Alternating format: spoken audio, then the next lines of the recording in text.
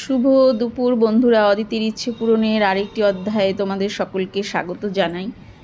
আজ পূর্ণিমা, তাই আমি রাধা গোবিন্দ রাধারানীকে আজকে একটু অন্নভোগ দিয়েছি। পূর্ণিমাতে আমি চেষ্টা করি তাদেরকে একটু অন্নভোগ দিয়ে পুজো করার।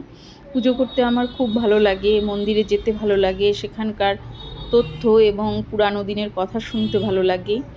মাইথোলজি আমাকে ভীষণভাবে টানে। যাই হোক, এটা আমার মন থেকে আমার ইচ্ছে করে। আমি তোমাদেরকে একটা কথা বলি যে সবসময় মনের যত্ন নিও। এই কথাটা কেন বলি, যে মন থেকে যেটা ইচ্ছে হয় সেটা করো, যতই বাধা বিপত্তি আসুক সেটাকে ওভারকাম করে মনের ইচ্ছেটাকে সম্মান দেওয়ার চেষ্টা করো, আর মনের বিরুদ্ধে গিয়ে কোনো কিছু করো না। আরেকটা কথা হচ্ছে, আজকে পূর্ণিমার সঙ্গে চন্দ্রগ্রহণ। আমি যতটুকু শুনেছি যে এই চন্দ্রগ্রহণটা ভীষণ নেগেটিভ ইম্প্যাক্ট ফেলবে, সেজন্য কালো পোশাক পরো না, সন্ধ্যার পরে প্রয়োজন না হলে বাড়ি থেকে বেরোয়ও না। ভালো থেকো, সুস্থ থেকো, মনের যত্ন নিও, কেমন?